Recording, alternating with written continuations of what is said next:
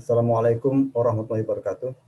Selamat datang dan selamat berjumpa kembali di kelas Sosiologi dan Geografi Daerah. Pada kesempatan kali ini kita akan membahas tentang Sosiologi dan Geografi Kota Bandar Lampung.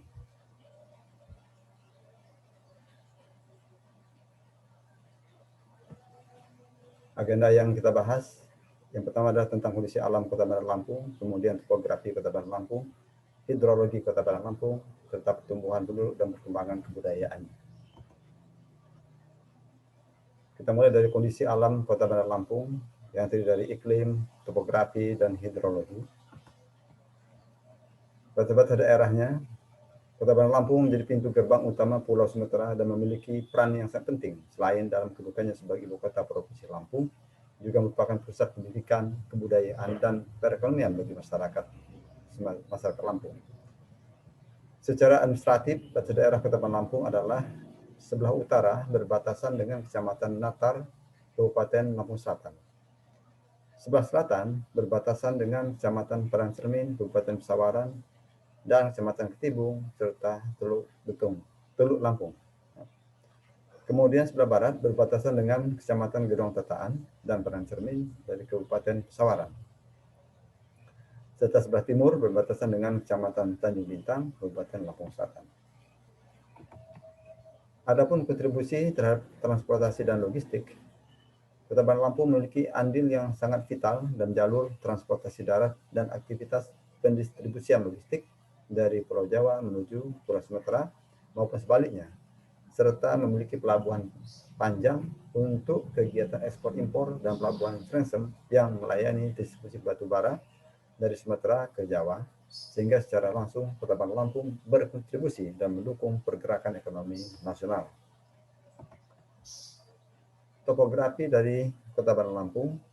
Kota Bandar Lampung memiliki topografi yang beragam, mulai dari perbukitan hingga pegunungan yang membentang dari arah barat ke timur.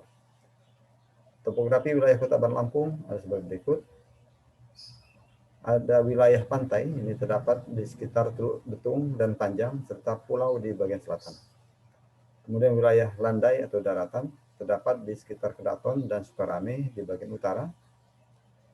Kemudian ada wilayah perbukitan, ini terdapat di sekitar Teluk Betung bagian utara, serta wilayah dataran tinggi dan sedikit bergunung, ini terdapat di sekitar Tanjung Karang bagian barat, yaitu wilayah Gunung Betung dan Gunung Dibalau, serta perbukitan Batu Serampok di bagian timur. Adapun zona kawasan resapan air Kota Bandar Lampung ini terbagi dalam 6 wilayah. Yang pertama adalah zona 1, ini kategori resapannya adalah reserve area yang meliputi wilayah Kemiling dan Teluk Betung Barat. Kemudian zona 2 ini adalah kategori resapan area penyangga. Ini terdiri dari wilayah Kecamatan Tanjung Karang Barat, Tanjung Karang Timur, Panjang, Tanjung Karang Pusat, Teluk Betung Utara, dan Teluk Betung Selatan. Kemudian zona 3 ini masuk kategori resapan rendah.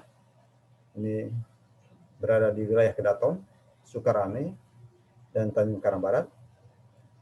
Kemudian zona 4 ini merupakan kategori resapan sedang, meliputi wilayah Tanjung Karang Pusat, Sukabumi, dan Tanjung Karang Timur. Kemudian zona 5 ini masuk kategori resapan tinggi, ini termasuk wilayah Sukabumi dan Sukarame. Serta zona 6 ini adalah kategori resapan kawasan yang dipengaruhi laut, dipengaruhi air laut. Ini berada di wilayah pesisir Teluk Lampung, Teluk Betung Selatan, Panjang, dan Teluk Betung Barat. Adapun pertumbuhan penduduk Kota Bandar Lampung, ini kalau kita lihat trennya, dari tahun ke tahun, mulai dari tahun 71 ada 198.427, kemudian pada tahun 2010 misalnya ini telah meningkat menjadi 801.801, meningkat hampir 8 kali. Kemudian pada tahun 2012 yang lalu ini menjadi 1.446.160, dan diperkirakan pada tahun 2030 ini akan melonjak menjadi 2.400.000. Ini masih perkiraan. Kemudian kita lihat perkembangan kebudayaan Kota Bandar Lampung. Ada faktor pendorong perubahan sosial budaya dan ada faktor penghambat daripada perubahan sosial budaya. Adapun faktor pendorongnya, yang pertama adalah perubahan jumlah penduduk. Dan semakin meningkatnya jumlah penduduk ini juga akan mendorong terjadi perubahan daripada sosial budaya. Kemudian adanya pertentangan atau konflik, kemudian terjadinya pemberontakan atau revolusi. Yang keempat bisa juga bersumber dari sistem terbuka dari lapisan masyarakat. Kemudian yang kelima adalah sikap menghargai hasil karya seorang dan keinginan untuk maju atau berubah. Dan yang keenam dari sistem pendidikan formal yang semakin maju. Sedangkan yang bisa menjadi faktor penghambat daripada perubahan sosial budaya ini adalah yang pertama, perkembangan ilmu pengetahuan yang lambat. Yang kedua adalah sikap masyarakat yang sangat tradisional atau mempertahankan tradisi. Kemudian yang ketiga, kurangnya hubungan dengan masyarakat lain atau masyarakat luar dari masyarakat setempat. Kemudian yang keempat, adanya kepentingan-kepentingan yang telah tertanam kuat. Yang kelima ada rasa takut dengan adanya kegoyahan pada integrasi kebudayaan. Yang keenam, adanya hambatan yang bersifat ideologis. Yang ketujuh, adat atau kebiasaan. Dan yang ke-8 adalah prasangka terhadap hal-hal baru dan menilai bahwa hidup ini adalah buruk, susah, dan tak mungkin diperbaiki atau sudah takdir. Inilah hal-hal yang berkaitan dengan